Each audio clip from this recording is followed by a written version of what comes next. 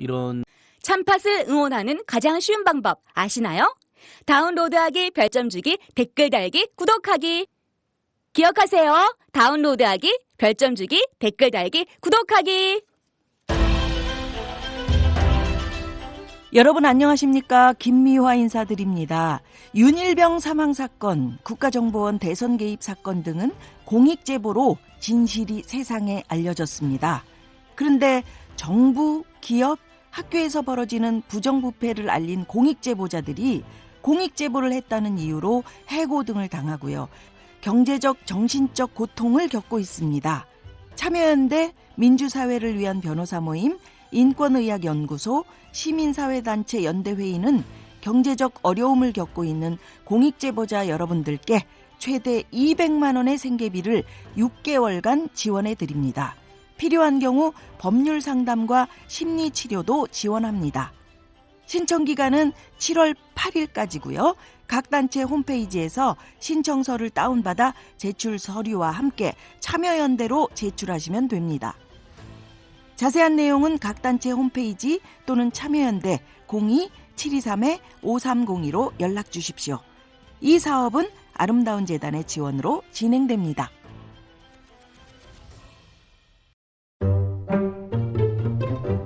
아이고, 싱크대 총장님. 이번에 싱크대는 입학금 얼마나 거두실 거예요? 입학금이요? 뭐 대충 한 100만 원 받을까요? 세면대는요? 그래요 뭐 입학금 어디에 쓰라는 법도 없는데 대충 받던 대로 받죠 뭐. 무슨 소리 하시는 거예요? 입학금은 당연히 새내기들이 입학하는 데에만 쓰여야죠. 어머, 누구세요? 우리는 청년 참여연대. 청년 참여연대는 작년 10월에 발족한 참여연대 부설 기관입니다. 청년 참여연대는 지난 1월 전국 34개 대학의 정보공개 청구를 통해 입학금의 산정 근거가 없다는 것을 확인했습니다. 앞으로 저희는 대학이 입학금 실비만을 받을 수 있도록 활동해 나가겠습니다. 청년들의 더 나은 내일을 위해 노력하겠습니다. 참여연대는 정보 지원금을 받지 않습니다. 청년 참여연대의 후원 회원이 되어주세요. 문의 02-723-4251로 지금 전화주세요. 02-723-4251 02-723-4251 띠링띠링.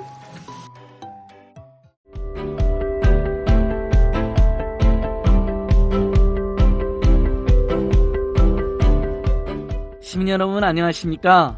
참여연대가 만드는 팟캐스트, 참 재밌는 팟캐스트를 해보려고 하는데 여전히 부족합니다만 오늘 또 열심히 한번 만들어 보겠습니다. 참파 45회 오늘은 아주 특별한 인터뷰, 정말 특별한 손님 오셨는데요. 저명한 TV 평론가이시면서 참여연대 팟캐스트가 너무나 담고 싶은 팟캐스트 새가 날아든다를 진행하고 계시는 고정 패널이신 황진미 선생님이 오셨습니다. 와. 네, 안녕하세요. 뭘 예. 그렇게까지. 왜 아니요, 이렇게 빨아주기 진짜예요. 시작하는 거야, 그 빨아준다는 아주 전문 용어죠. 예. 미디어계에서만 쓰는 용어인데 요즘은 일반인들도 이제 그런 미디어 업계 용어를 좀 쓰시더라고요. 물 먹었다, 빨아준다 뭐 이런 말. 예. 오늘 고정 저희 게스트이신 카일 폴라니 사회경연구소 정태인 소장도 오셨습니다. 네, 안녕하세요. 예. 사랑과 평화의 로스쿨 한상희 선생님은 오늘 급한 개인 사정으로 못 나오셔서. 그래, 한상희 선생이 우리 황진미 선생님 팬이라면서. 그러니까요. 왜냐하면 의심해봐야 돼. 한상희 선생님이 원래 이런 드라마, 영화 비평 이런 걸 잘 읽으시더라고요. 그래서 되게 좋아하셨는데 급한 일로 못 오시게 됐습니다. 예, 자 황진미 선생님 오셨는데요. 너무 고맙고요. 선생님은 뭐 제가 간략히 소개하면 여러분 황진미 선생님은 뭐 한겨레 신문이나 여러 문화비평 잡지 같은 데에서 평론가로 보셨겠지만 사실은 선생님이 의사이기도 하세요. 의사라는 건 모르는 분들이 많더라고요. 그렇죠?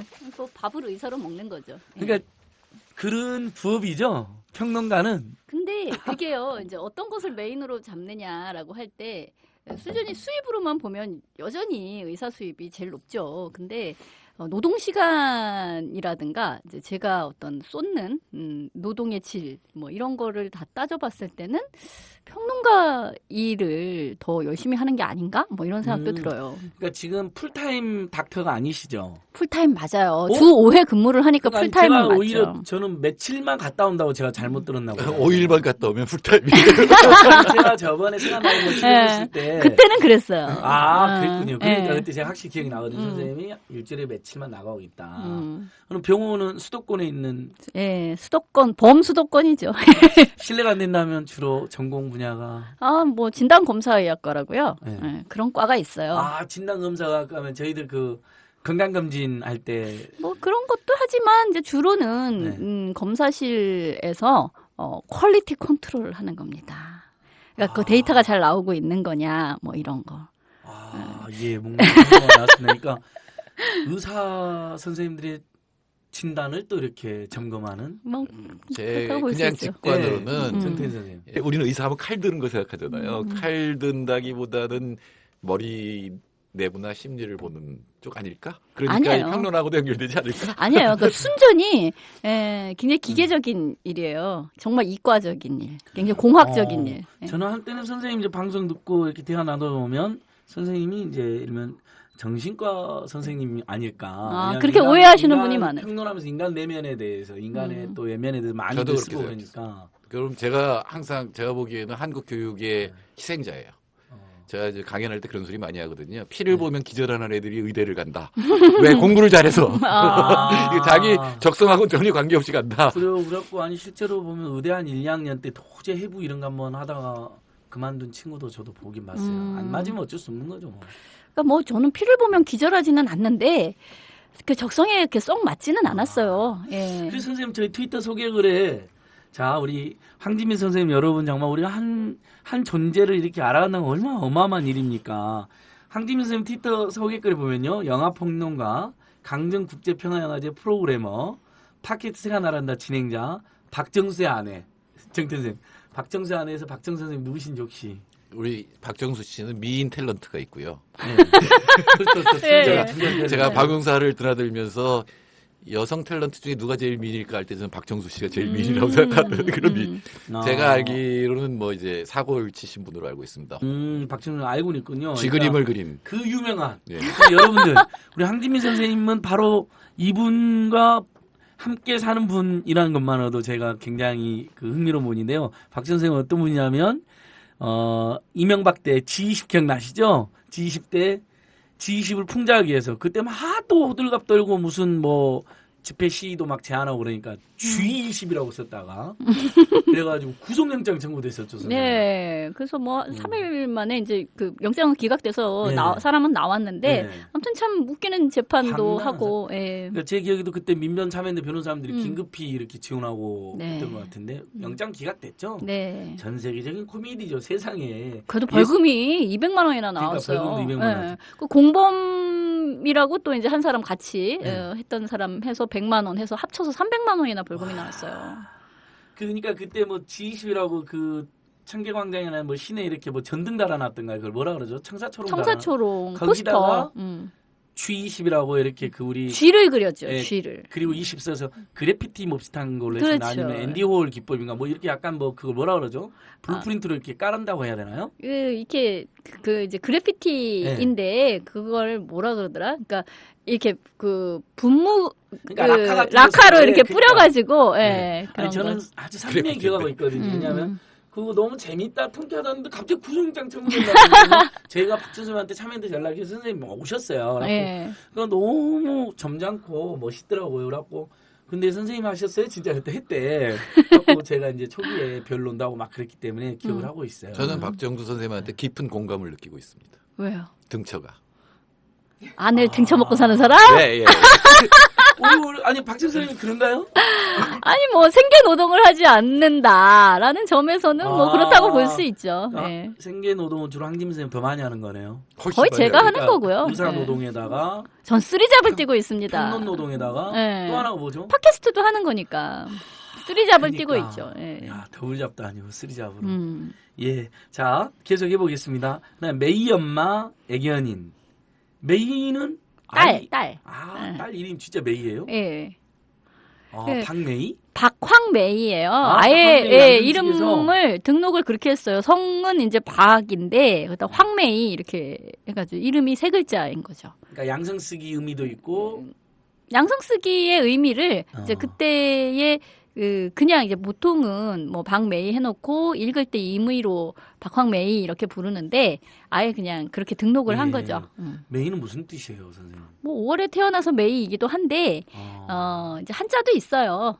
매일매일 행복해라 뭐 이런. 아, 되게 멋있다. 그러니까 영어 메이도 있는 그렇죠. 아니고.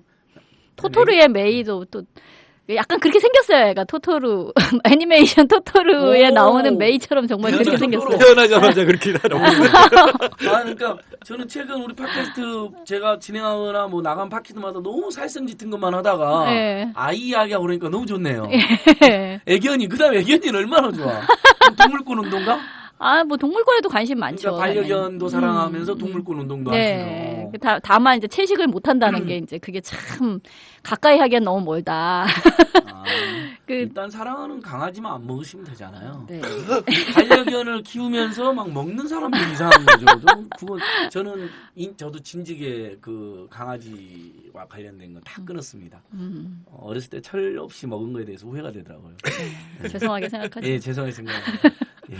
그럼 혹시 집에 반려견들 또? 예, 세 분을 모시고 삽니다, 진짜. 예. 그다음에 혹시 반려묘는? 없어요. 예. 확실히 이 강아지하고 그 고양이하고는 호불호가 좀 갈리더라고요. 이렇게 같이 너무 싸울 것 같은데. 같이는 가끔 있어요. 아주 어렸을 때부터 키우면 그럭저럭 자기들끼리도 사이좋게 지낸다고 하더라고요. 강아지가 고양이 짓을 하고 고양이가 강아지 짓을 한다 이런 얘기도 들었어요. 그렇군요. 거기에다 또 코미디 애호가. 공공도서관 이용자, 저질 체력, 육식동물, 커피 중독자, 2급 길치. 이거 하나씩만 물어봐도 오늘 뭐 한 6시간 가겠는데요? 왜 코미디 애호가냐, 뭐 이런 것부터 해서. 그럼 지금도 우리 개그 콘서트 재밌게 보시겠네요. 저는 정말 남들이 다 버리다시피 한 코미디도 주워서 다시 보는 그런 편이에요. 그럼 지금도 이제 개콘도 보시고, 코빅도 보죠. 보시고. 보는데 화가 나는 거야. 진짜 이제는 정말 개콘은 이건 못 써. 이건 버려야겠어. 상했어. 많이. 그래도 요즘 이상훈 선생이 나와서 풍자 좀 하잖아요. 조금 털었는데 입을 좀 털었더니 어버이연합 풍자했다고 고발당해버렸잖아요. 바로 탄압이 들어오니까 거기에서 너무 오바 짓을 하더라고요. 그 PD가 쫄았는지 어쨌는지 거의 상한 코미디를 내보내고 있어요. 뭐 간첩이 나오고 막 난리가 났어 코미디에 지금. 그러니까 뭐 북한 말씨를 쓰는 어떤 사람이 왜 옛날에 이제 이를테면 복학생 코미디 뭐 이런 거 있잖아요. 되게 유행에 뒤떨어진 어떤 행동을 하는데 그래서 뭐 탈북자라서 그런가 이제 이렇게 이해를 하면 그게 아니라 간첩이라는 거야. 이건 여기에 이제 반공주의가 결합이 되어 있잖아요. 그 코너 최근에 생겼더라고요. 저도 일요일 밤마다 애랑 같이 그거 보는 게 재밌는데 느길느길부터 시작해서. 근데 그건 너무 해로운 이야기예요. 그러니까 일단은 간첩 이야기 말고 간첩 코미디. 그러니까 간첩이 아니라고 해도 탈북자라고 해도 그거는 문화적 인종주의에 대한 이야기거든요. 그거 플러스 거기다 반공주의가 결합된 이야기예요. 너무 퇴행적이어가지고 끔찍해. 무슨 간첩이 북한 사투리를 써? 그러니까 간첩은 무슨 서울말 써야지 안 잡혀가지. 당연히 그래야 되는데. 그러니까 아는데 학생 분위기처럼. 그러니까 뭐 이렇게 90년대 패션을 구가한다든가 막 이러면서 뭐 너 그것도 모르면 그건 간첩이지라고 하면 뜨끔 막 찔려하고 뭐 이런 식이에요. 근데 너무 늦었어. 재미도 없고. 예. 좋습니다. 선생님 하나씩. 그러면 어때요? 개그 콘서트에서는 그래도 제일 볼만한 게 뭐가 있던가요? 뭐 이렇게 가족 나오는 게 있어요. 가족 김준호가 아버지로 할아버지로 가족같이. 나오는 거. 그거는 좀 은근히 웃겨요. 굉장히 오래된 꽤 됐죠. 그 박지선 선생님 딸로도 그 누구죠 그분? 엄마로 나오는 엄마가 나와서 뭐 끄댕이 잡으러 갑니다. 뭐 이런 거. 거기서 저는 개그 콘서트에서 이수지 선생님 제일 재밌는 것 같아요. 언닌 그러는 거 아니야. 뭐 이런 거. 그다음에 이제 그것도 있고 그 누구죠 서태훈 씨인가 하고 그 연인 비슷하게.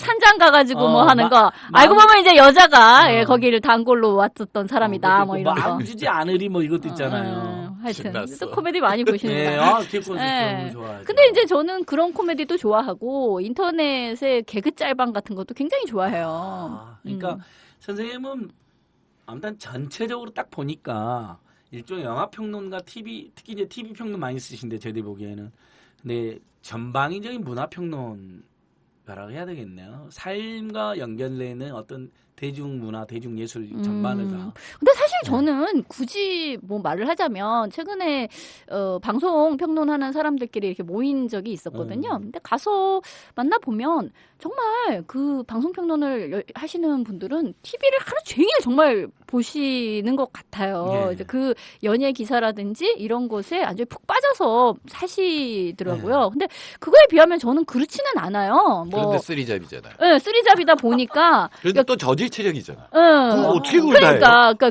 그만큼 막 그 매니악하게 TV라는 대상을 뭐 사랑한다든가 이러지는 않거든요. 그리고 영화 평론도 하고 있지만 영화 이를테면 뭐 시네필 뭐 정말 애호가 막 그런 사람 있잖아요. 이렇게 평론은 안 쓰더라도 막 그 심취해 계신 분이 있잖아요. 영화를 너무 사랑하는 사람. 근데 그런 사람에 비하면 난 정말 대상을 별로 사랑하지 않아. 그렇다고 해서 아주 무슨 예술적인 영감, 감흥 이런 게 있는 편도 아니고 굳이 말하자면 이제 사회평론을 하고 싶은 건데 예, 그게 이제 반영이 된 게 영화 뭐 아니면 뭐 대중매체 안에서 이제 벌어지는 일들 이런 거에 이제 관심이 있는 거지. 솔직히 말하면 그 텍스트 자체에 그렇게 몰입되어져 있지는 않아요. 근데 그러니까 저도 저 TV 드라마 평 뭐 이런 거를 쓴 적이 있는데 네.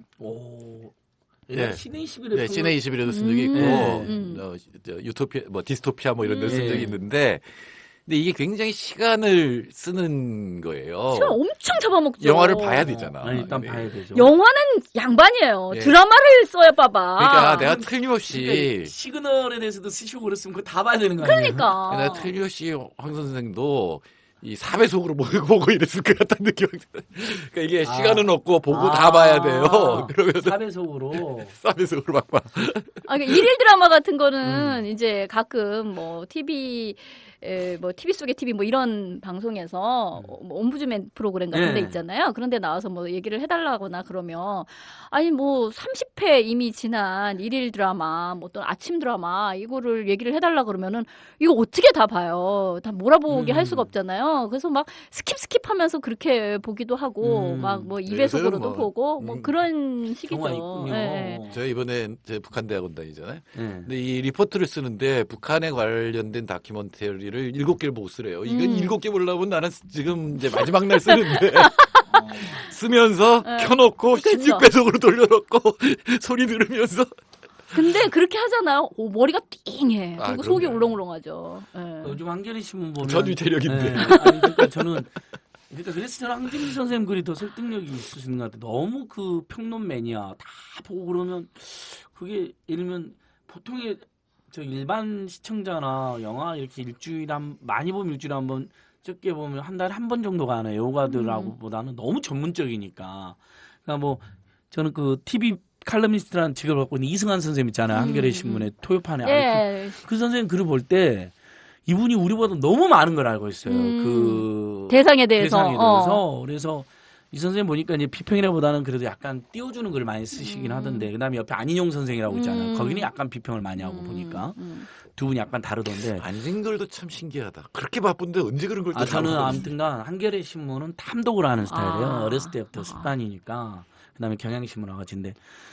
그러니까 그 이승환 선생님 글은 좋은데 우리랑 다르다는 느낌이 이분은 TV에 완전히 쭉 TV만 보구나. 정말 여유가 없구나 하니까 약간 나랑 다르다는 느낌이 들더라고요. 그래서 저는 이제 그런 생각이 드는 거예요. TV 평론을 하시는 분들 모임에 갔을 때는 그분들이 정말 TV에 가몰입이 되어 있는 분들과 있어서 뚫레 이렇게 딴 생각하면서 여기 음식이 맛있군 이제 이런 생각하고 근데 영화 평론 어쩌다 뭐 시내 21이나 이런 데 연말 회식 같은 데 가면 영화 막 그것도 예술 영화 아무도 안 보는 막 예술 영화 막 그 영화제 어디에서 네. 한번 틀었던 영화 막 그거에 대해 막 과몰입해서 장면 하나하나에 대해서 막 얘기하시는 분들 많으신데 이제 거기 와서 나는 한국 요즘 코미디가 어떤가 이제 이런 또 딴 생각하고 뭐 그런 거죠. 그러니까 대상에 네. 대해서 그렇게 과몰입하기보다는 조금 이제 약간 다른 각도에서 생각하는 거를 그러니까 추구하니까. 우리 선생님 좋은 것 같아요. 선생님은 집회나 시위 현장에도 뭐 아주 과몰입 정도는 아닌데 꼭 나와야 될 때 꼭 나오시고 제가 우리 황진민 선생님 뭐 세월호 추모 집회 때도 만나고 여러 국정원 뭐 개입 이런 데도 만나지만 어디서 또 만나냐면 용산 화상도박장 반대 집회에서 만났다는 거 아니에요. 선생님이 성심여중을 나오신 거예요. 네, 성심여고. 후암동 살거든요. 네, 박근혜 대통령 또 모교를 나오셨고 그 모교 앞에 지금 전국 최대 규모 화상도박장이 들어와 있어요. 네, 선생님 맞아요. 정태인 선생님. 경제학적으로 경제학자들이 반대한 도박은 국민 경제를 파탄내는 거 아니에요. 그렇죠. 대통령이 무조건 규제는 완화해야 된다고 생각하니까 그 들어가는 그러니까 거지. 도박 규제를 안 하는 거예요. 진짜로 안 하고 요즘에 아니 모든 규제를 다 아니, 오히려 없앤다니까. 늘린다는 거 아니에요. 그렇죠. 대전 올평동 화상도박장도 키운다는 거고 관광 선상에 키지다 산업이다 만든다는 이제 이렇게 거고. 보는 거예요. 그냥 네. 관광 레저 산업이다. 대통령이 정책을 하는 방법은 딱 하나예요. 그 자본가들 또는 기업가들이 와서 이게 규제 때문에 우리가 돈을 많이 벌고 직업을 창출할 수 있는데 일자리 창출할 수 있는데 이게 다 막고 있다 그러면 풀어.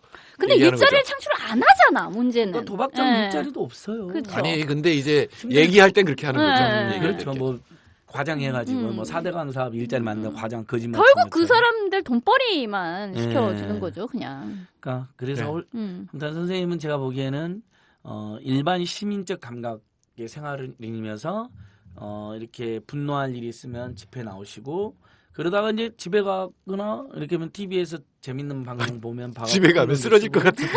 아니 그래도 보니까 선생님 네. TV 비평하신 거 보니까 그 이렇게 찬찬히 보셔갖고 쓰신 거 티가 나더라고요. 근데 그건 그렇게 보이도록 하는 기술을 습득한 거지.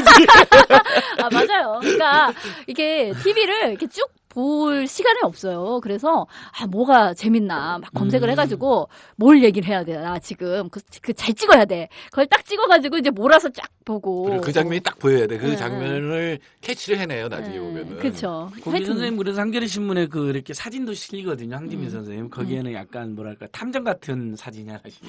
그 사진 깜짝 실물은 같아요. 진짜 소녀 같은 소녀 같은 신문. 그 사진 굉장히 이상하게 찍힌 사진이구나. 아니 근데 오히려 약간 뭔가 탐구하는 사람처럼 찍어놨잖아요. 아니, 그게 약간 웃는 얼굴인데 네. 약간 이 해상도가 떨어지면서 굉장히 이상한 표정으로 찍혔어요. 선생님한테 여쭤볼 게 많으니까 일단 음. 첫 번째 평론은 결혼은 미친 짓이다였어요. 예, 그거 유아감독. 난 진짜 너무 그 멋있는 영화인데. 인생의 영화가 돼버린 거예요. 그 영화는. 그 왜 그렇게 됐냐면요. 그때 제가 이제 결혼 전이었죠. 그리고 그때만 해도 내가 결혼을 할 수 있을 거라는 생각이 그러니까 없다기보다 그러니까 거의 이제 요원하다. 이제 이것은 불가능하다. 이건 불가능하다 치고 그러면 어떻게 혼자 살 집이라든가 뭐 하여튼 이런 것도 생각을 해야 되잖아요. 이제 나 독신 생활로서의 네. 어떤 준비 이런 게 필요하잖아요. 근데 아무튼 곡 이제 기로에 서 있던 상태였죠. 나는 독신의 생활을 이제 준비해야 될 것인가.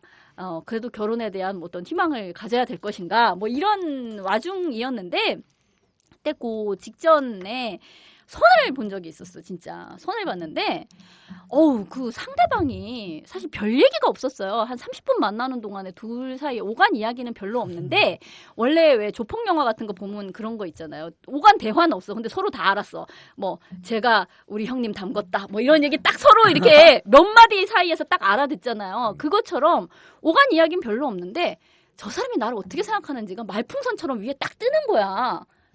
아니다라는 게 저 사람이 바라본 나는 어떤 사람이고 하여튼 그게 이미 텔레파시로 딱 알겠는 거예요. 그러니까 그 느낌. 저 사람이 결혼에 대해서 어떤 것을 원하는데 나는 그것을 채워줄 수 없다라는 게 딱 알겠는 거예요. 근데 이 느낌이 뭘까 하던 차에 그 영화를 우연히 본 거죠. 그랬더니 이게 딱 그 각이 나오는 거야. 저 사람이 원하는 게 뭐고, 그리고 이 영화가 말하고자 하는 바는 뭔가, 그러니까 우리가 이제 흔히 말해서 뭐 조건 맞춰 결혼한다라고 얘기하는 게 있잖아요. 그러니까, 서로 원하는 게 뭐다라는 게 딱 나오는 거잖아요. 근데 이제 애정이 없고, 그럼 그 애정은 딴 데에서, 이렇게 외주화 시킨 거잖아. 딴 데서 충족을 시키는 거잖아요. 그렇게 해서 이제 딱 분할이 된 상태를 보니까, 그러니까 딱 그게 사실은 내 욕망이 거기에 딱 투영이 되는 거예요. 내가 그 남자랑 만약에 결혼을 한다고 치면 나는 새서방을 두는 수밖에 없을 텐데, 그러니까 내 머릿속에서 이미 그게 다 계산이 된 거야. 그 상황에서. 새서방도 굉장히 오랜만에 나오는데 새길처럼 서방을 따로 이렇게 두고 아주 원초적이면서도 그 원색적인 한글이네요. 그 이제 씨앗이라 그러잖아요. 첩을 씨앗. 그러니까 씨앗을 두는 수밖에 없는 결국 내가 그렇기 때문에 딱 그 선을 보는 순간에 이건 아니다. 라는 느낌이 결국 딱 그 느낌이었구나라는 거를 영화를 보니까 쫙 알겠는 거예요. 전율일 정도로 알겠는 거야. 그래서 그걸 그냥 쓴 거예요. 여기서 엄정화의 상황이라는 게 이제 조건마차 이 남자랑은 경제적으로 이렇게 주고받고가 이루어졌고 그 새서방을 둘 수밖에 없는. 좋아하는 사람은 가무성이고. 그러니까 딱 그게 각이 나오는 거야. 그래서 그 얘기를 쓴 거예요. 결혼 경제학. 으로 이제 얘기를 풀어가지고 이게 경제학을 하시는데 나중에 알고 보니까 결혼 경제학이라는 게 있더라고요. 예, 근데 나는 이제 그때는 그런 게 있는 줄은 몰랐고 경제학에 대해서 개론 수준으로만 조금 수업에서 들은 거를 이용해서 막 뭐 파레토적 최적이 어쩌고 저쩌고 하면서 막 불화를 푸는 거야. 이렇게 분할 상태의 결혼이 일어났다. 막 이러면서. 파레토의 법칙인가 뭐 있잖아. 그거랑 다른 얘기. 뭐 어쨌든 같은 사람이 아니긴 한데. 막 그런 이야기를 막 불화를 풀었어요. 그랬는데 이제 그게 저는 이제 무슨 평론가로 데뷔를 하겠다 이런 생각이 있었던 거는 아닌데 막 썼는데 뭐 읽어보라고 남들한테 막 주니까 아무도 안 읽는 거라 그 영화를 본 사람도 별로 없고 내 주위엔 다 의사잖아요. 의사는 영화 그렇게 많이 안 봐요. 그래서 답답해 미치겠네. 난 썼는데 그래서 이걸 누구한테라도 좀 보여주고 싶은데 그래서 이 푸네이시빌에 뭐 웹마스터 골뱅이 한이 co.kr로 보냈어요. 웹마스터로. 이메일을 알 수 없을 때 보내는 그 수법. 그거 이제 이렇게 보니까 그 맨 마지막에 웹마스터 이렇게 써있더라고. 그래서 그걸로 그냥 보냈는데 편집장한테 갑자기 전화가 오더라고요. 그걸 씻겠다고. 그래서 당신 미쳤어? 라는 소리가 정말 이렇게 나오던데 하여튼 그렇게 됐어요. 야, 거기가 이제 평론의 시작. 네, 그게 이제 2002년도. 결혼 미친 짓이다 영화가 굉장히 인상적인데요. 그 가무성이 그 만날 때 신문을 들고 한겨레 신문을 말아서 그 신문인데 딱 약간 감독이 클로즈 해주거든요. 한겨레 신문. 거기에 이제 대사도 나와요. 한겨레 신문을 들고 서 있겠다라는 얘기가 나오죠. 근데 나는 그게 결과적으로요. 인생의 영화가 된 것이 이제 물론 평론가로 데뷔를 한 것도 있지만 그 영화가 이제 그때까지만 해도 잘 몰랐던 것이 거기서 엄정화는 의사랑 결혼을 하고 새서방으로 시간 강사 문학을 영문학이었나요? 그때 문학이었나요? 문학을 전공한 인문학 그 강사를 새서방으로 두는 거잖아요. 근데 어쨌든 그걸 통해서 내 스스로의 욕망을 다 이렇게 파헤쳐 보고 난 이후에 아까 결혼을 하려면 나는 결국 이 수밖에 없다라고 한 것이 결과적으로 의사인 제가 인문학 인 남자랑 결혼하게 된 거야. 그러니까 경제학을 거꾸로 적용해. 그러니까 내 욕망이 뭔지를 알았기 때문에 엄정하고 반대로 한 거죠. 나는 오히려 새서방이 없는 사랑을 택해버리겠다. 그러니까 새서방이랑 내가 좀 먹여 살리더라도. 내가 의사로서. 아까 말씀하신 그게 베커라고 하는 노벨 경제학상 받은 시카고 대학교 교수가 베커. 예, 결혼 시장이라고. 베커요. 베커 BCKER. 우리 베이커리의 베이커가 아니구만. 아니 빵집 아저씨 베이커. 무식해. 죄송합니다. 하여튼 결혼 시장 이론을 만들어요. 그래서 그 사람 얘기를 한마디로 하면 그러니까 아기는 냉장고다예요. 우리가 아기를 낳을까 말까도 냉장고 살 때나 마찬가지 선택을 한다는 거고 그게 결국은 사실 그게 그런 어떤 사상이 제도로 만들어진 게 왜 짝지어주는 그런 회사들 있잖아요. 듀오 뭐 이런 거. 저 듀오에 옛날에 간 적도 있었어요. 진짜. 내가 내 욕망을 낚시질을 다 해봤다니까. 그리고 나서 내린 결론인 거라. 듀오에 등록할 때 그 이렇게 힌드 많은 여성 상위 클래스들은 돈 안 내고 돈을 받고 등록한다는 소리도 있던데. 그런 일은 없어. 그러니까. 오히려 더 내. 그래요? 네. 거기서 최고 VIP를 구해다 주겠다라는 것 때문에 남자가 더 희소성이 있어가지고요. 그런 게 있어요. 위로 올라가면 또 시장이 다른 거예요. 경작으로 얘기하면 하이클래스 시장 분단 시장이라 그래요. 냉장고다. 하여튼 그거에 따르면은 우리 황쌤은 위에 무슨 재벌이든 뭐 이런 애랑 결혼하면 이 시인이나 뭐 이쪽 그러니까 이제 거꾸로 경제를 거꾸로 적용해버리는 거예요. 그러니까 어쨌든 나는 이제 그 영화를 봄으로써 내 안에 가지고 있던 그래도 뭔가 이렇게 뭐 잘난 남자랑 결혼을 뭐 하고 싶다라는 마음이 그때만 해도 조금 있었던 거지. 근데 그 있었던 것이 그 이제 그 선을 딱 보는 순간 저 남자의 머릿속 내 머릿속이 이제 왔다 갔다 피크가 교환되는 것을 이제 느끼고 그게 정확히 무슨 느낌이었는지는 몰랐다가 이제 영화를 봄으로써 그 욕망이 이제 빤히 거울처럼 보인 거예요. 이제 그래서 그거를 줄줄줄줄 쓰다 보니 결국 나는 결혼을 하려면 그냥 이게 돈 안 버는 남자랑 결혼을 하는 수밖에 없겠구나. 이제 이런 결론에 도달을 한 거죠. 내가 의사니까. 이상한 반경제학적 결론에. 그러니까 결국 간단해진 거야. 내 머릿속에서 그렇게 많은 분열이 있었지만 결과적으로는 그냥 내가 사는 집에 남자를 그냥 입주를 시켰더니 그냥 모든 것이 그냥 그걸로 해결이 되더라. 그건 경제학적이다.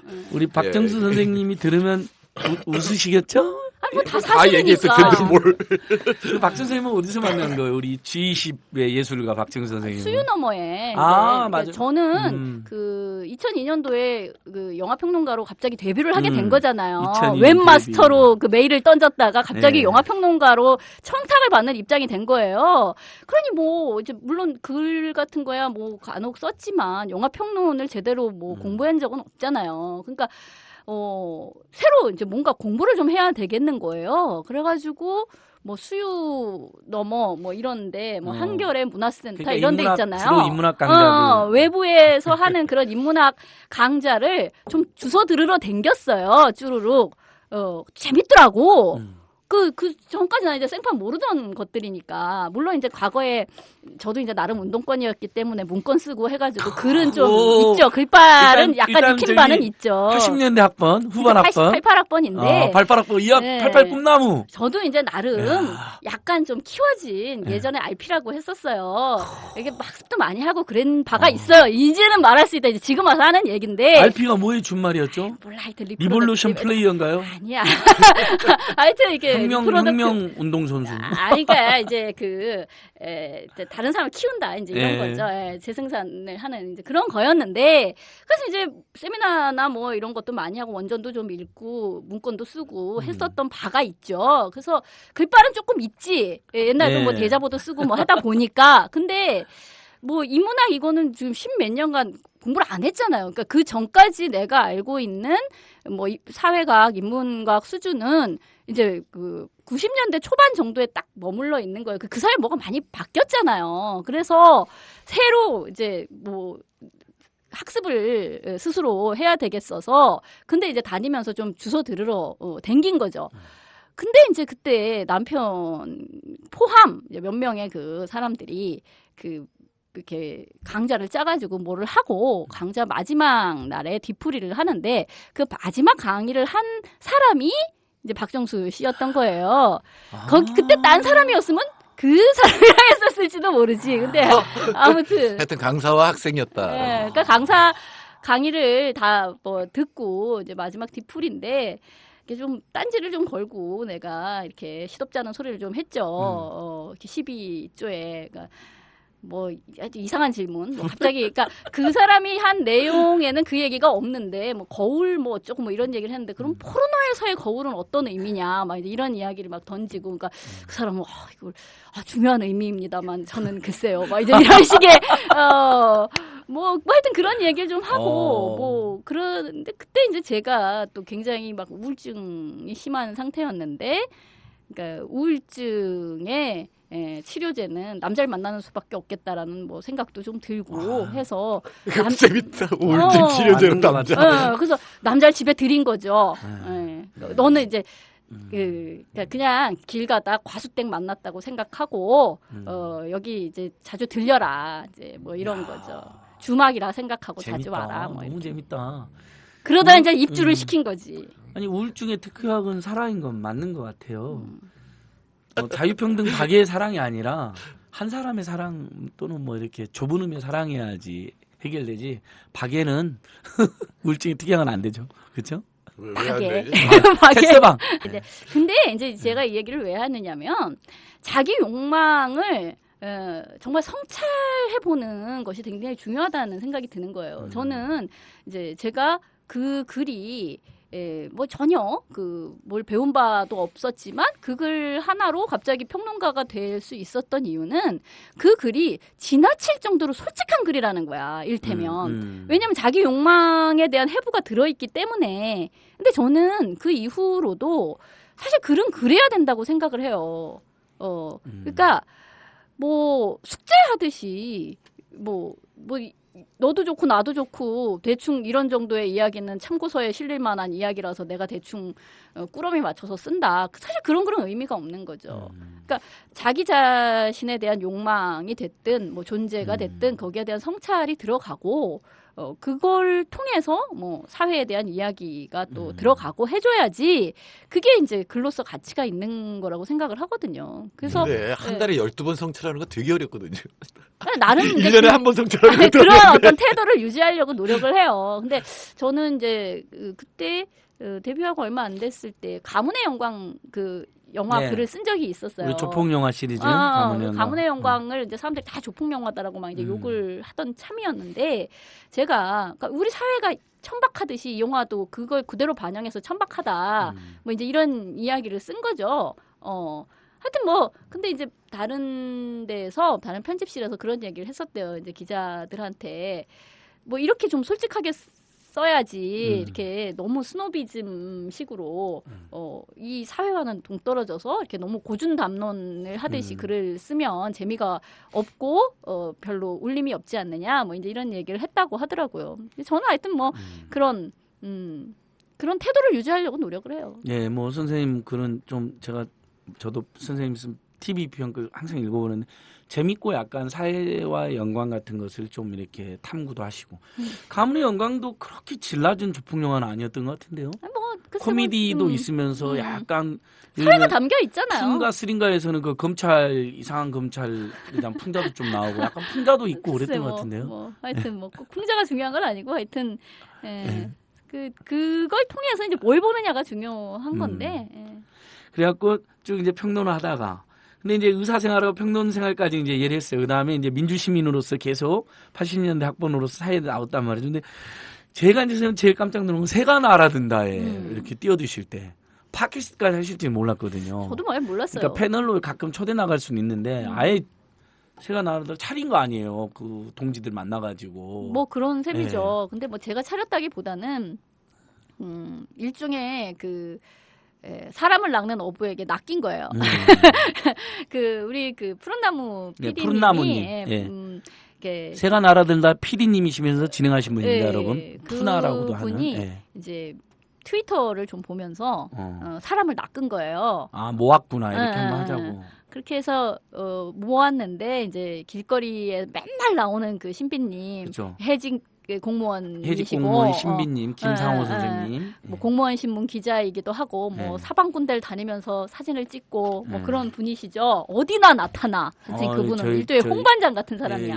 일주일에 한 10번씩 만나요. 그렇죠. 아주 힘들어요. 지긋지긋할 정도로 만나죠. 그러니까 그 사람 얼굴을 모르면 집회에 안 나왔다는 거야. 하여튼 그런 분이시고 그리고 이제 저를 오신 거예요. 나는 진짜 처음에 그분이 날 만나자고 팟캐스트를 할 거다. 그래서 뭐야 이 사람은 뭐 무슨 사기를 치려고 이래. 뭐 나한테 별로 빨아먹을 것도 없을 텐데 왜 그러나 이제 말이나 들어보자. 뭐 이런 식으로 했는데 이제 그게 된 거죠. 근데 그래서, 저도 그렇게 이게 난 이 사람이 이제 거의 사기다 이렇게 느꼈던 이유가 불과 얼마 만에 순위를 자기가 10위 안에 올려놓겠다는 거야. 그래서 푸른 나무님이. 그래서 진짜 사기를 치는구나. 이제 좀 성의 있게 치지 사기를 칠래. 뭐 이제 이런 식으로 듣고 있었는데 그때 이제 참 이상하게 그렇게 됐어요, 진짜로. 아니 그러니까 지금 그 팟캐스트 팟캐스트 상위순번에 있는 팟캐스트들은 대부분 이제 흔히들 말하는 진행자가 저명한 사람들이 많이 있잖아요. 아예 유명한 방송인이거나. 원래 유명하신 분들. 근데 가장 독보적이면서 빛나는 게 새가 날아든다는데 그 일면 거기에 물론 실명도 안 나오기도 하지만 다 그러니까 평범한 어떤 민주 네티즌 분들이 모여서 그렇죠. 만든 근데 좀 이명박이나 박근혜에 대한 분노는 좀 거치고 센 그래서 그래도 의미 있는 방송 정도라 생각해 사람들이. 근데 그러니까 지금 새날은 몇 등이고 참팟은 몇 등이에요. 그러니까 솔직히 말해서 새가 날아든다는 1위에서 10위를 다투는 우리나라 팟캐스트의 그러니까 수익급 방송이고 우리 참팟은 100이 안팎으로 왔다 갔다 하는 한 50까지 올라갔다가 떨어졌다. 차이가 많이 분단 시작이야. 이제 위에 4위 시작하고 하위 시작. 팟빵의 팟캐스트는 20위 안에 들어가야 돼. 20위 안에. 그럼 아주 많이 듣고 20위에서 한 50위가 그다음 많이 듣고 50위 밖은 조금 덜 듣는 편인데 그래도 저희 참팟도 지금 구독자 숫자 한 7,000명이 계속 늘어나고는 있어요. 근데 새가 날아는 정말 대단하잖아요. 지금 그때 참외 시작했던 때 언제였죠? 2년 전 3월 1일이었어요. 그리고 얼마 안 있어서 세월호 사건이 일어난 거죠. 그러니까 세월호 참사 전에. 3월부터 3월 시작이죠. 한 달 반 이후에 일어난 거죠. 근데 거의 얼마 안 돼서 진짜 순위 확 올라갔는데. 세월호 직전 방송에서 우리가 이제 천안함 관련 걸 다뤘어요. 예. 그래서 뭐 배가 어쩌고 천안함이 뭐 사건이 이게 조작이 된 것 같다. 막 이제 이런 얘기를 막 신나게 했었죠. 그리고 나서 바로 세월호 사건이 일어나서 또 이제 배가 어쩌고 고박이 어쩌고 뭐 여기서부터 뭐 다 이상하고 막 이제 이런 얘기를 연락이 했는데 그때 바로 뭐 세월호 관련해서 사람들이 굉장히 궁금증은 있는 상태인데 뭔가 공중파와는 다른 이야기를 하는 거를 듣고 싶었던 바로 거죠. 그때 이정현이가 공중파에 다 전화해서 다 막았던 야, 이 거지. 시불놈들아 하면서 막아버렸기 때문에 새가 날아든다가 당시에 일종의 뭐 일부 청취자들 보기에서는 약간 과다라고 하는 분들도 댓글도 있긴 하지만은 이 국민들이 궁금해하거나 의혹이 있을 만한 사안을 정리를 잘 해준 거예요. 문제 제기를. 그러니까 그때 많이 그쪽으로 가셨던 것 같아요. 생각해보니까 이정현한테 우리가 고맙다는 얘기를 해야 그러니까 되겠구나. 어떻게 보면 이제 아예 언론을 막고 진상을 보도를 못하게 하는 분위기니까. 그러니까 이정현 의원을 한번 초대해 주세요. 우리 감사하는 마음으로. 감사패를 드려야 되겠네. 극적으로 한번 도와줘. 극적으로 도와줬어. 우리 새가 날아든다 극적으로 한번 도와줘. 쉬어요 하면서. 극적이라는 게 사실 드라마틱하게라는 거기 거잖아. 되게 재밌잖아요. 그러니까. 드라마를 짰잖아. 그러다 보니 드라마틱하게 도와줘라고 얘기를 했더니 목소리 높아지는 거. 유병원 추적 드라마를 만들었잖아요. 네, 그러니까 해경이나 구조 책임이나 정권 책임이나 청와대는 뭐냐는 다 없어지고 극적으로 드라마만 남은 모든 거죠. 것이 마치 유병원과 그다음에 모든 것이 그 선장 한 명 책임인 그렇죠. 것처럼 분위기를 몰아갔죠. 그러니까 그 이정현이 말한 극적이라는 게 저는 예상치 않게 들리더라고요. 그냥 그 순간 그 예를 들면 홍보수석 정도가 뉴스 하나 뭐 11시 뉴스 하나 한 꼭지 빠지는 것 정도 갖고 이야기했겠어요. 극적으로는 말은.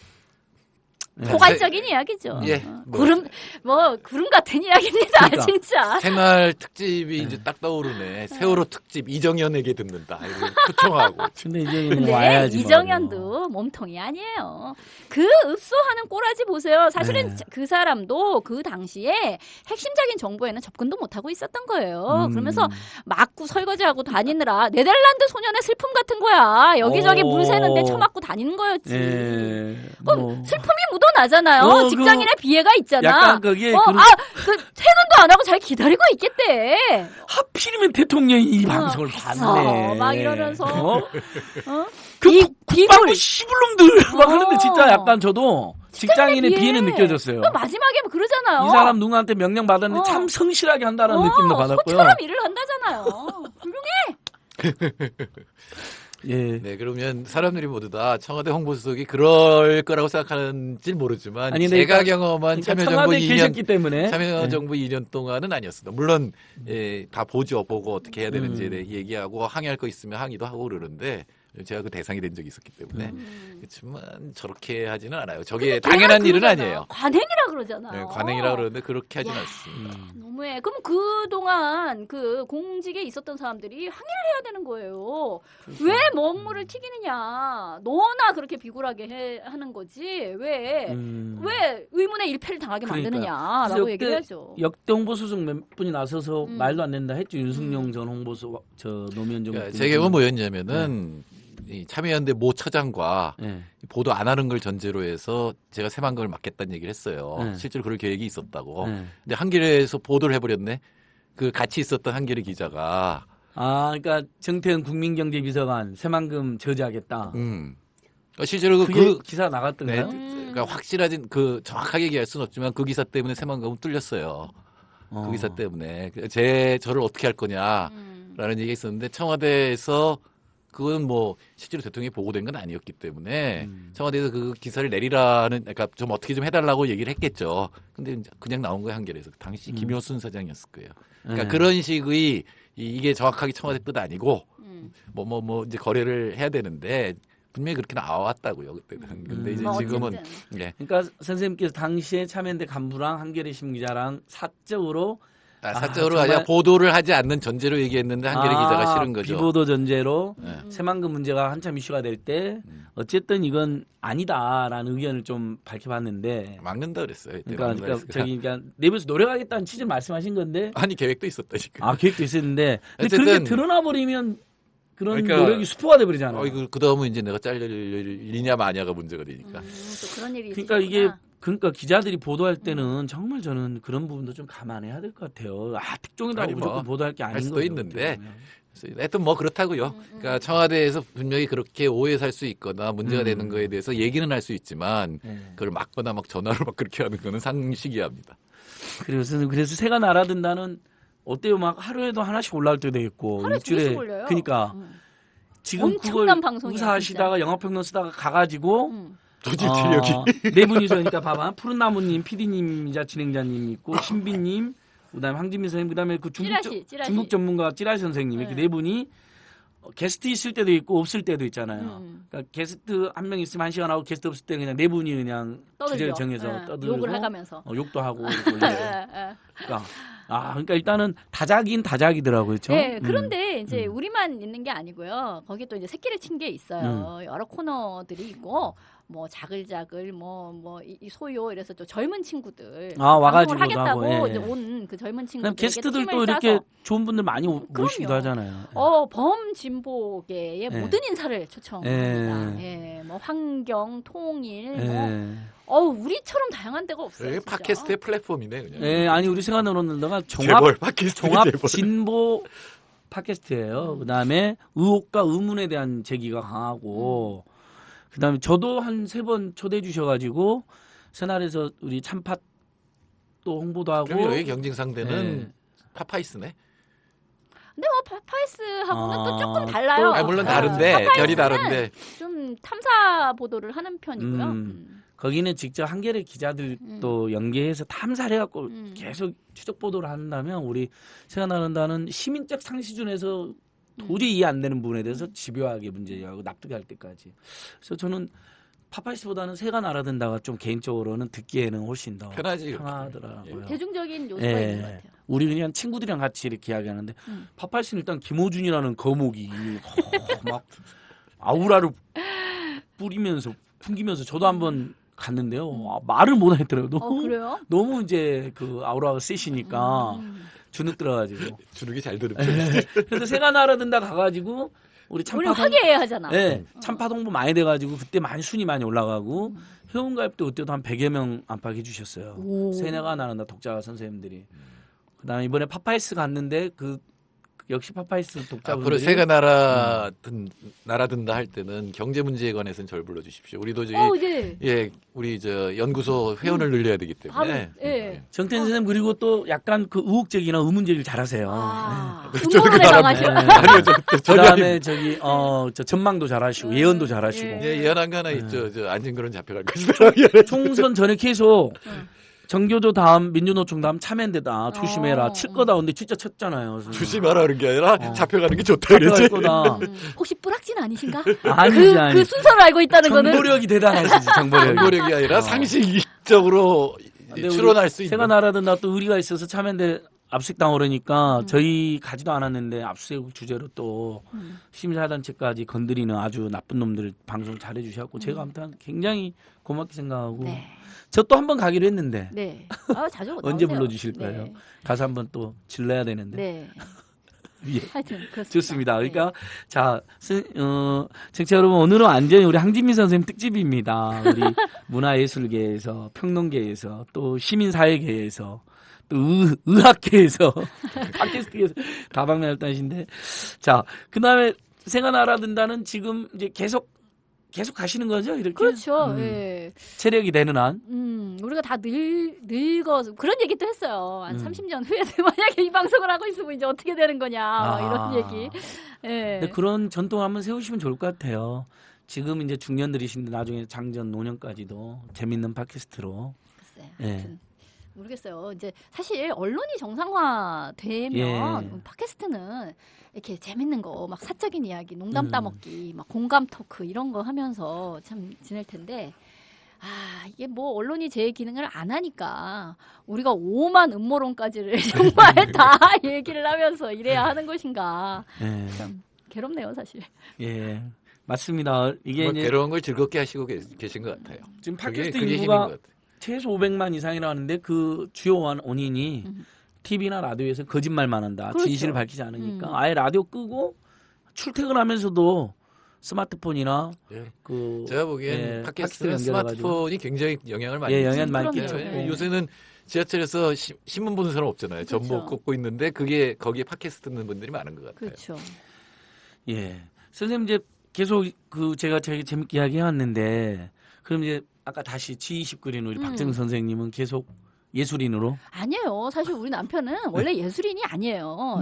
문학 예, 강사, 원래 인문학 강사. 인문학, 뭐 철학 이런 거를 한 하시다가 사람이죠. 예. 필이면 G20 한번 그렸다가 그러니까 그때 그 세미나를 하면서 공공미술 관련된 쪽 사람들을 이제 만나고 다닌 거예요. 그래서 뭐를 이제 원래는 자기가 그림을 좀 그려요. 옛날에 왜 학생 때 네. 미술 뭐 이런 거 하면 상도 받고 뭐 이랬다는 거지. 근데 그때 공공미술 하는 젊은 친구들을 만나면서 뭐 자기가 뭐 이런 걸 기획을 하고 있다는 둥 막 그런 얘기를 할 때도 귀뚱으로도 안 들었어. 뭘 한다는 건가 그냥 뭐 재밌네 뭐 그냥 이렇게 듣고 있었는데 그 사고를 딱 치더라고. 이제 사고를 치고 나서 이제 안 거죠. 뭘 그렸다는 건지. 나는 처음에 쥐를 그렸다라고 해서 쥐를 어디다가 뭐 뭔 얘기인지 정확히 모르는 거예요. 예. 그래서 쥐가 무슨 의미 뭐 어떻게 근데 딱 작품을 보고 감이 오더라고. 문화평론가로서 감이 오는 거야. 제대로 그렸다. 그 쥐가 그 청사초롱을 들고 있음으로써 그 그림은 완성되는 거예요. 거의 뭔가 허전하지 않았어요 원래 그 그림 자체가 거기에 딱 쥐가 놓여야 되는 자리인 거예요. 그러니까 그래서 그걸 보고 정말 환호를 질렀죠. 그 G20 포스터가 이제 MB 정부 때 세계 G라는 게 사실 글로벌 리더라고 오해하는 분은 아는데 그냥 그룹이잖아요. 그룹 그냥 자기들 마음대로 20그룹, 예, 그렇죠. 20개 그룹을 정해갖고 그냥 온 건데 20개. 그러다가 청사초롱 포스터였는데 거기다가 G가 드는 것처럼 해놨잖아요. 그러니까 너무 정말 그때 적확한. 너무 국민들이 열받는 게 쓰레기통을 다 없애고 그러니까. 무슨 테러를 예방하는 집회를 못하게 하는 무슨 특별 무슨 경계구역 선포해가지고요. 코엑스 그쪽에 있었잖아요. 그 일대에서 아예 집회를 못하게 해서 1인 시하다가 사람들 막 다 연행되고. 그러니까 풍자하신 거예요, 이분들이. 저는 그때가 정말 시기적으로 참 좋았다는 생각이 오버하지 들더라고요. 말고 과잉하지 하여튼 저는 말라고. 뭐 박정수 씨 부럽습니다. 사고 치고 칭찬받고 이러면 아니, 제일 좋은 삶이지. 너무 통쾌하다고 사람들이. 근데 어쨌든 저는 남편이 그때 난 생각해보면 그때가 제일 부부 사이가 좋았던 것 같아요. 막 파이팅이 넘치는 거예요. 동지에 공동의 적에 그때 대한 우리 박 선생 정말 대단했어요. 정말 고생도 남편이 하셨고. 이런 일을 하는구나. 막 훌륭해 갑자기. 근데 그 사이에 이렇게 꽤 오랫동안 그 글도 쓰고 해 왔는데 남편이 한 방에 정말 작품 하나 가지고 내 명성을 따라잡더라고. 갑자기 평론가 황진미가 아니라 일약 스타덤에 올랐죠. 박정수의 아내가 예, 되더라고요. 예. 한순간에. 그래서 깜짝 놀랐어요. 좋았어요. 예, 아무튼간 계속 이야기가 이어지고 있습니다. 박정수 씨는 알아요? 자기가 결혼 잘했다는 거? 모르겠어요. 그러니까 저는 이제 우리 남편 보고 아침에 이제 그런 생각이 들지. 우리 남편은 새벽 5시에 일어나가지고 그 수영을 갔다 와요. 수영을 딱 하고 이제 와서 계속 자. 자는구나. 새로 잠이 밥 들어요. 차리고 막 이런 게 아니고. 그러다가 이제 그 딸이 이제 학교를 가야 되니까 이제 잠깐 뭐를 차려요. 이렇게 아침에 일어나서 이제 그때 이제 저도 일어나죠. 그래서 저도 이제 옷을 입고 이러면 우리 남편은 이제 그런 생각이 들더라고요. 왜 보통 셔터맨이라는 말이 있잖아요. 셔터맨. 뭐 약국이나 뭐 이런 걸 하면 이제 셔터를 올려준다 내려준다 그러잖아요. 우리 남편은 내 자글을 올려주고 자글을 내려주는 일을 하는 거야. 셔터맨보다 더 좋은 거지. 제가요 쓰리잡을 하는 억대 용봉자잖아요. 근데 부인이 아침에 출근할 때 자기는 이렇게 침대에 누워서 자크를 올려주는 일을 하죠. 자크맨이야. 정확히 말하면. 지퍼맨이. 셔터맨은 굉장히 널리 알려져 있는데 셔터맨은 물리적인 어떤 힘을 요하잖아요. 많은 남성들의 로망이기도 하죠. 예, 제가 셔터맨. 70, 대학교 들어가서 주로 약대 앞에서 놀았어요. 어떻게 약사를 하면 그 약사가 바로 셔터맨. 셔터맨이 예, 우리 유명해졌구나. 그때 유행했죠. 80년, 90년대까지만 해도 셔터맨이 돼야 된다. 근데 2010년, 사자로 끝나는 직업을 만나야 된다. 2010년이 되니까 지퍼맨, 자크맨 이런. 아니 생각해 보세요. 셔터맨은요 샷다도 올려야 되죠. 힘들어요. 그거. 힘들어. 가야 돼요. 예. 그 청소도 좀 가끔 해줘야 네, 그럼요. 되잖아요. 근데 눈 쌓이면 이거는- 눈도 쓸어줘야 돼요. 그렇죠. 원래는. 그래서 네. 마중 배웅 해줘야죠. 집에 깜깜할 때는 근데 이제 우리 남편은 쫙 지퍼만 올려주면 되는 거야. 출근 잘해. 딱 지퍼만 올려주는 거예요. 얼마나 좋아. 그리고 집에 돌아오면 지퍼를 내려주는 거야. 예. 딱 거기까지. 더 이상 나갈 진도가 없다는 거. 하여튼 그렇습니다. 좋습니다. 지퍼 달린 옷이 굉장히 부부살 좋게 하는군요. 그렇죠? 혼자서 아니, 근데 입을 수 없는 옷이기 이렇게 때문에. 이 든든한 백이 있으면 사고 많이 칠 것 같아 나는. 근데 우리 만나는 아니, 근데 우리 사고 치면 이혼이라 그래서 내가 요새 박정희 극도로 자제하고 사는데. G20으로 전국을 강타한 다음에 고생을 하셨어요. 그래갖고 그 후로는 이제 그런 풍자 그림은 안 하고. 작품 세계를 접었죠. 예. 그러니까 한 방으로. 예. 근데 대신에 박정선 선생님이 엄청난 많은 영향을 끼쳐가지고 지금도 우리 집회 시하거나 어디 홍대 같은 데서 뭐 이런 웬디월식으로 이렇게 계속 복제갖고 뿌리는 걸 스텐실. 예, 그다음에 그래피티 해가지고 막 많이 박근혜 그렇게. 풍자하는 거 있잖아요.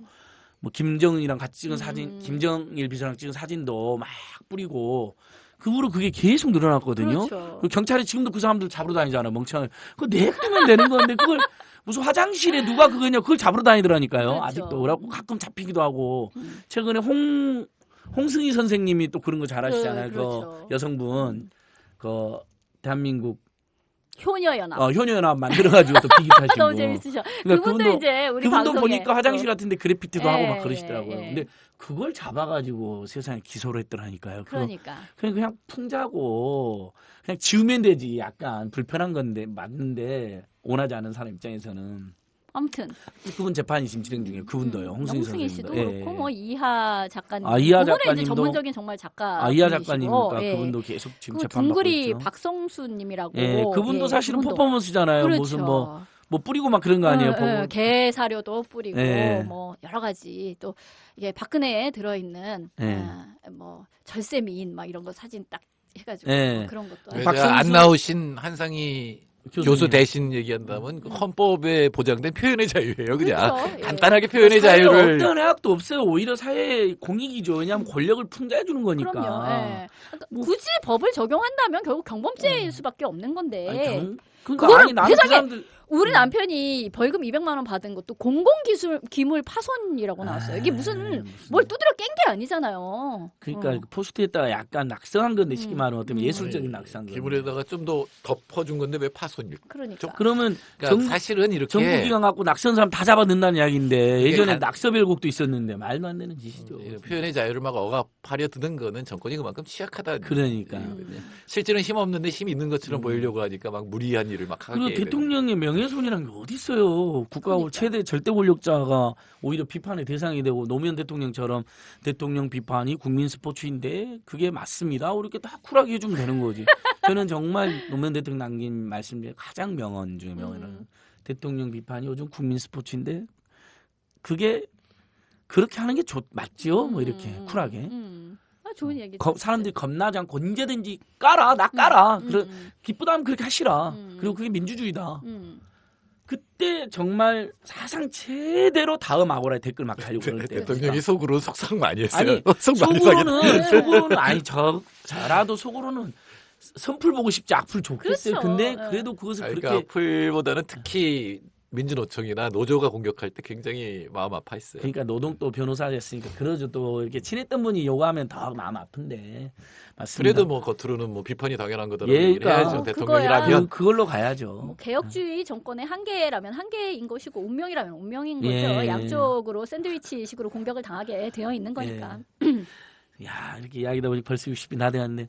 황님희 선생님은 이제 계속 또 평론 쓰시고 새가 나간다 할 텐데 어떻게 요즘에 새가 나간다 하면서 지금 이제 그 정권이 이제 거의 막 막 오히려 더 포악한 짓도 막 하고 그러니까 더 열받고 그러실 텐데 어떻게 딱 시민사회 운동에 또 이렇게 사실 적극적으로 함께 하시는 동지이기도 하시잖아요. 그렇죠. 동료이기도 하고. 어떻게 해나가는 게 좋을 것 같으세요? 방송인이기도 하고 평론가이기도 하지만. 어떻게? 정말 어려운 질문이 아니, 아니면 참여연대나 이런 시민단체들이 좀 뭘 더 잘했으면 좋겠는데 약간 저 쓴소리 하셔도 돼요. 칭찬 안 하셔도 돼요, 선생님. 한 5분간 욕하셔도 돼요. 칭찬 뭐 이거 뭐 다 비슷한 처지에서 누구를 칭찬하고 욕을 하고 뭐 할 거거리가 없죠. 우리는 다 진짜 다 뭐, 오적거리고 있어. 뭐 대가리가 터지게 싸우는 수밖에 없는 거지. 오랜만에 대가리 터지게 싸우자. 예. 뭐 그 수밖에 없는 거고요. 음. 그리고 지금 대가리가 터지게 싸워서 뭐 구속이 되든 뭐가 되든 되도록 큰 사고를 치는 게 가문의 영광이다. 이렇게 생각을 해요, 저는.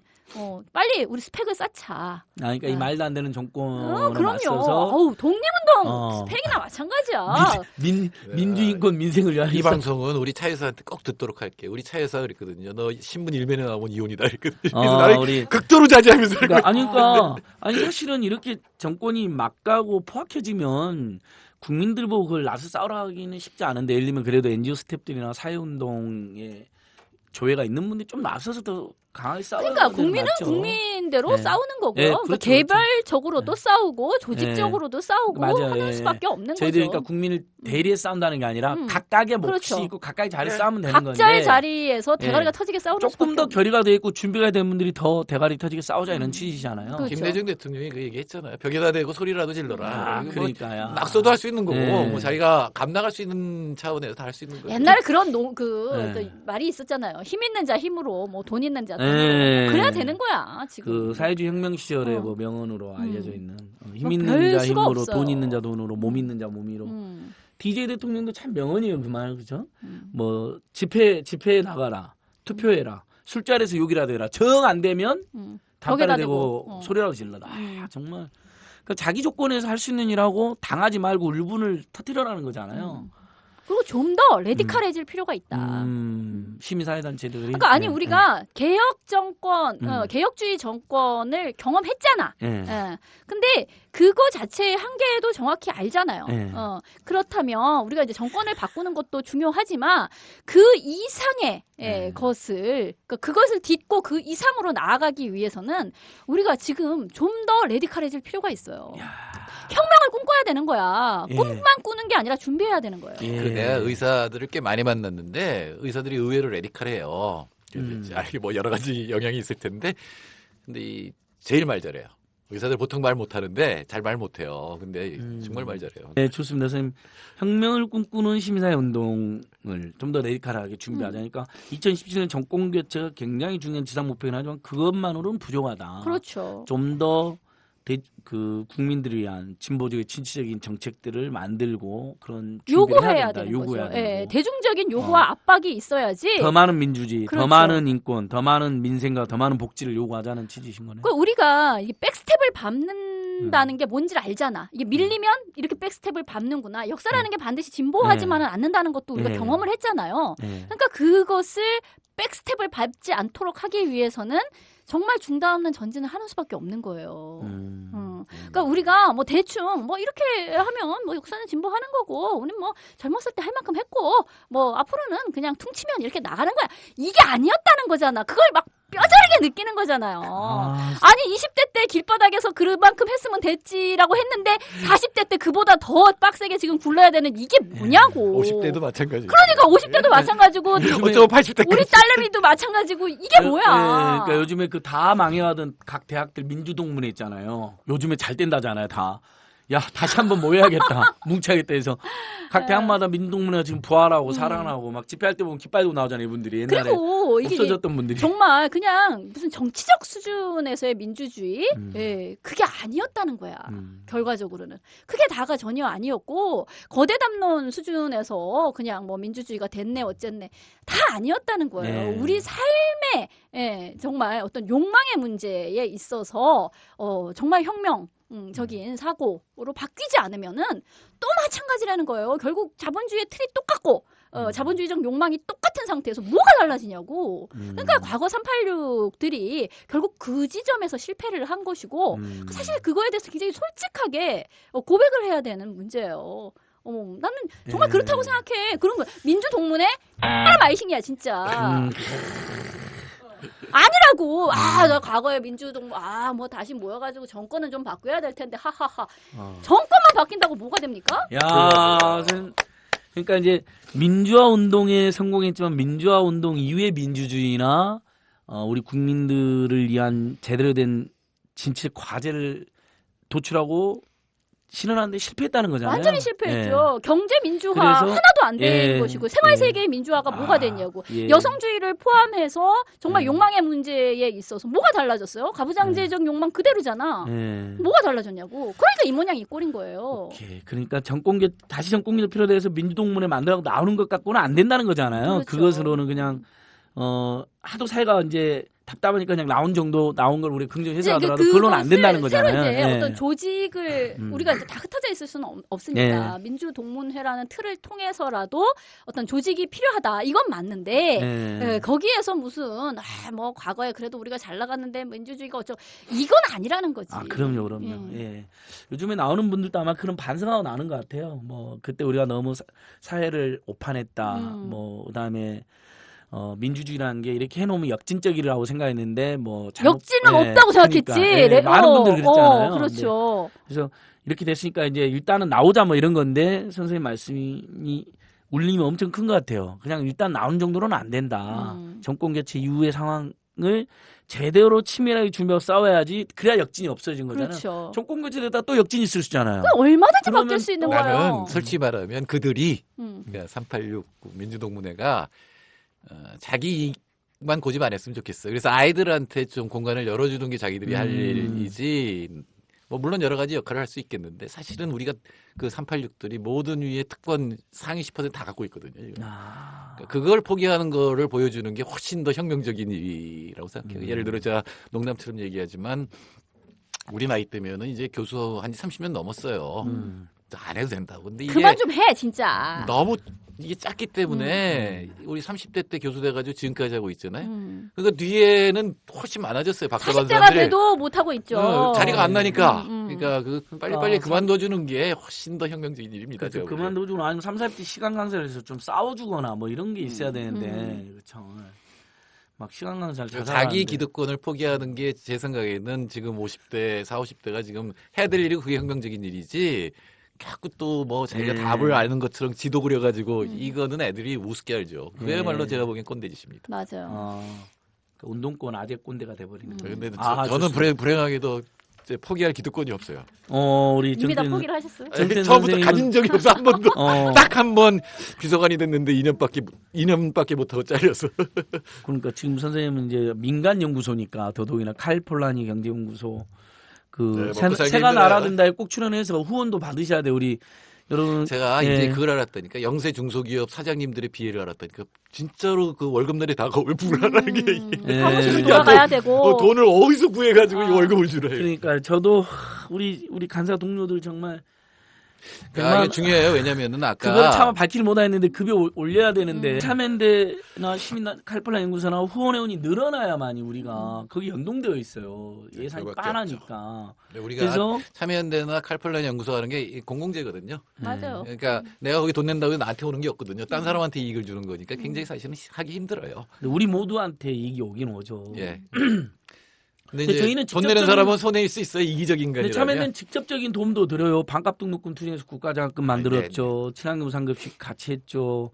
통신비 인하운동에서 기본용 내려져 있죠. 우리가 훨씬 영색이인데 참여연대 회원이 되어 주십시오.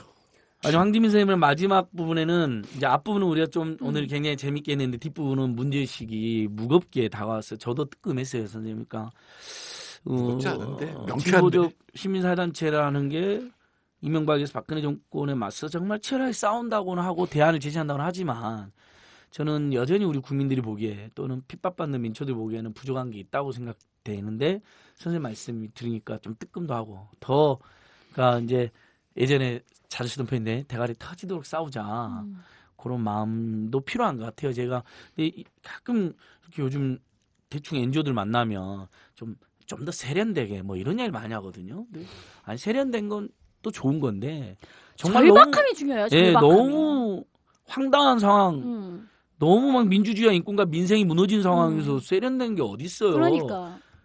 선생님 말한 것처럼 절박하게, 절실하게, 처절하게 싸워야 그렇죠. 되는 거죠. 뭐.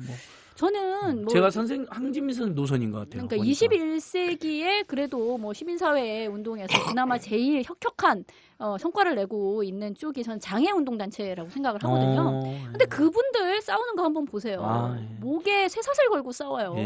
근데 사실 이번에 보면 뭐 서프로젝트 같은 영화 있잖아요. 예, 우리 여성 참정권 영화. 참정권. 그 당시에 선생님 평론 쓰셨? 예, 이제 예. 곧 나올 거예요. 서프로젝트? 여성 예. 신문에 나올 거예요. 아, 근데 여성신문. 어쨌든 예.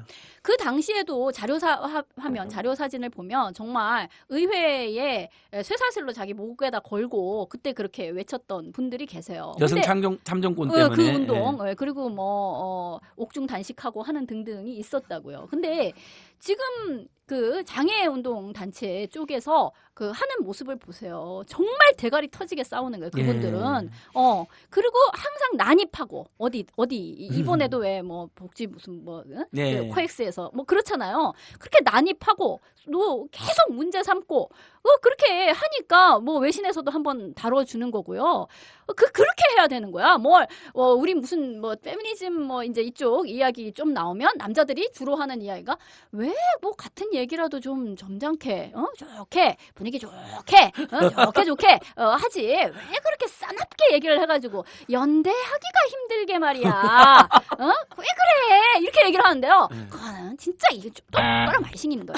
그게 아니라고. 연대는 개뿔. 지가 처음부터 연대할 마음이 있었으면 지금 그따구로 얘기를 해? 아니라고. 그렇죠. 그러니까 무슨 뭐 잠정적인 원래 뭐 동조 세력까지를 다 잃을 수가 있기 때문에 우리가 레디컬해지면 안 되고 아니라고.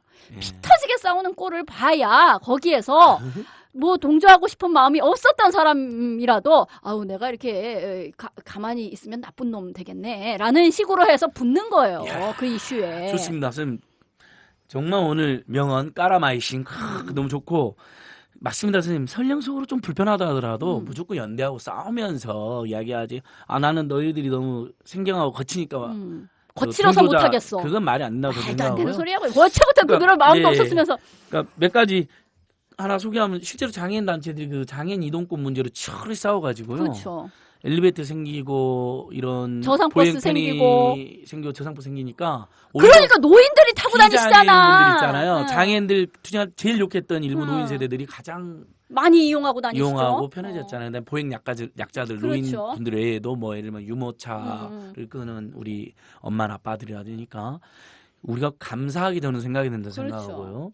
그다음에 참고로 박정수 씨가 요즘에 비마이너 그 장애 그래 우리 장애인 전문 잡지 에이블 뉴스도 있고 비마이너인데 비마이너에서 계신 저번에 비마이너에서 일하는 분이 한번 와갖고 박정수 씨 같이 있다고 하더라고요. 거기는 근데 거의 급여도 없죠. 안 나오는 게 아니고 없죠. 다른 건데 없죠. 그러니까 우리 남편은 그래도 일단 좋은 일을 하고 있다고 생각을 하니까 저희가 이제 우리 남편한테 해주는 것 중에 경제적인 문제도 해결을 해주지만 글을 쓰면 내가 막 퍼날라주고 있다는 거 아닙니까? 홍보도 해주고 좋은 글 썼다고. 결혼 잘했어요. 트위터 저희도 퍼날라주고. 차여사 꼭 들어야 돼 이거. 참여연대 트윗로 우리 비마이너 우리 박정수 선생님 글은 적극 홍보하도록 하겠습니다. 우리 한기민 선생 평론뿐만 아니라.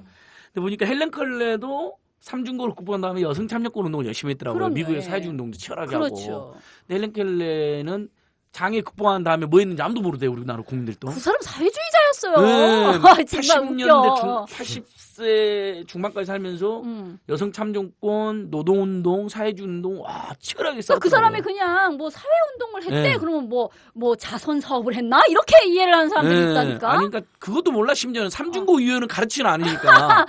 셀리번 선생님이 노력해서 삼중고를 극복. I am not dumb. 그 다음도 몰라버려. 그리고 당시 미국은 공산주의에 대한 탄압이 사회주의에 대한 탄압이 극도에 달했을 근데 때죠. 거기에 맞서 사회당에 입당했더라니까요. 우리 헬렌 켈레 선생님이. 근데 그게 장애인을 바라보는 우리 사회의 관점하고도 관계가 있어요. 그러니까요. 장애는 그냥 극복해야 되는 휴먼 뭐 이런 개념으로만 보는 거예요. 장애인을 정치적 주체로 생각하지 않는 거죠. 그다음에 극복한 다음에는 이제 가만히 있어라. 중요한 게 아닌 거야. 계속 그 어떤 감동, 어떤 휴먼 드라마 안에서 장애 극복 그것만 중요한 거예요. 선생님 시간이 아깝습니다. 벌써 70분이 지났어요. 시간이 아깝습니다. 예, 시간이 모자래요. 황kim 선생님 한 번 더 모셔야겠어요. 항상 하는 실수입니다. 오늘의 명언 대가리 펴지게 싸워야 된다.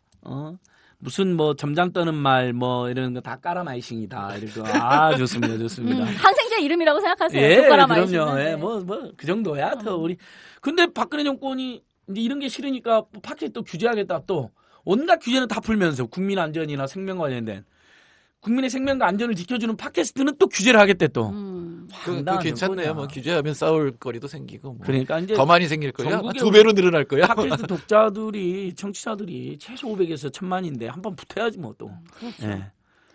왜 우리 재미나게 듣는 것까지도 못 봐주냐. 오케이. 뭐 공중파 니들이 다 그러니까 그렇게 잡아먹어. 지하철 내에 이어폰 꽂고 있는 것까지 규제하겠다는 얘기 아니에요 지금. 예. 좋습니다. 오늘 70분 동안 정말 황진민 선생님하고 정태현 선생님하고 재밌게 봤는데요. 황진민 선생님 한 번 더 또 제가 모시는 걸로 하고. 우리 한상희 교수가 꼭 한 번 더 모시자고 할 그러니까. 것 같아요. 그다음에 새가 날아든다로 가시면 정태현 선생님하고 한상희 선생님도 각각 한 번씩 모시면 좋을 것 같고요. 네. 네, 저는 경제에 관한 모든 걸 합니다. 그러니까 예, 좋습니다. 항상 경제는 부르를 썰어요. 오늘 그렇죠. 예, 오늘 정태현 선생님 마케팅도 하시네요. 그다음에 선생님 새가 날아든 가서 참팟 출연하셨다고. 참팟 가서 영업을 또. 예, 영업 한번 네. 꼭 해주셔야 됩니다. 네. 예, 동업, 영업의 생활화. 예, 동업 관계, 예, 예, 시민 여러분, 품앗이죠, 품앗이. 예, 밀어주고 당겨주는 관계. 좋습니다. 시민 여러분, 청취자 여러분 어떠셨는지요? 이렇게 빨리 시간이 흐르는 팟캐스트도 많지 않았던 것 같습니다. 오늘 황진민 선생님, 정태현 선생님 정말 또 저희가 인문학적으로도 사회학적으로도 도움이 될 만한 말씀들 외에도 문화적 소양까지 키우시더니 마지막에는 우리 운동이 가야 될 길에 대해서도 아주 따끔하고도 설득력 말씀해 주신 것 같아요. 너무 고맙습니다. 선생님, 황진민 선생님은 그래도 청취자들한테 인사 한번 해주십시오. 짧게라도. 예. 네. 아유, 막 또, 여기 분위기가 어떤지도 모르고. 너무 나와가지고. 좋았어요. 너무 좋았어요. 마이신 같은 것도 했는데, 예, 뭐 그냥 걸러서 들으시고요. 예. 중요한 거는, 지금 우리 사회가 굉장히 퇴행의 시대를 겪고 있다는 거죠. 우리가 민주 정권 때를 경험을 했지 않습니까? 물론 그때도 굉장히 한계가 많았다는 걸 다 경험을 했지만 이렇게까지 역진을 한 상황은 이거는 정말 눈 뜨고 봐줄 수가 없는 거예요. 이건 아니잖아, 도저히. 이거는 싸우지 않을 수 없는 거잖아요. 우리 몸이 이거는 허락할 수가 없잖아. 예. 자유의 공기를 마셨던 사람이 어떻게 다시 쇠사슬을 용납합니까? 말도 안 되는 일이고요. 싸울 수밖에 없는 거고, 정권 교체가 물론 목전에 굉장히 중요한 사업입니다만 그것을 딛고 더 앞으로 나아가는 혁명에 대해서 우리는 지금부터 준비를 해야 됩니다. 야, 정말 네. 감동적. 황 선생이 대자보 썼던 사람 맞아요. 확실히 대자보 문구. 대자보 기승전. 기승전 네. 독재타도 기승전 혁명으로. 네.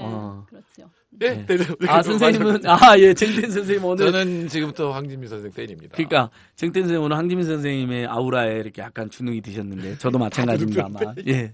자 오늘 시민 여러분, 청취자 여러분, 회원 여러분, 아무튼 참여연대, 새가 날아든다, 칼폴라니 경제연구소, 참팟 이런 데가 잘 돼야 됩니다. 강한 시민 세력, 강한 사회운동 세력, 강한 NGO 세력, 풀뿌리 세력들이 활성화되면 민주주의 퇴행할 수 없습니다. 저희 그 길로 정신 바짝 차려 가겠습니다. 오늘 방송 이렇게 마치도록 하겠습니다. 감사합니다. 고맙습니다. 감사합니다. 와. 안녕하세요. 아카데미 느티나무 강좌를 7년째 듣고 있는 70살 넘은 할머니 정애자예요. 저에게 아카데미 느티나무는 새로운 배움터입니다. 배움을 통해 행동하는 시민의 발걸음에 동참하고 있다는 것이 뿌듯하답니다.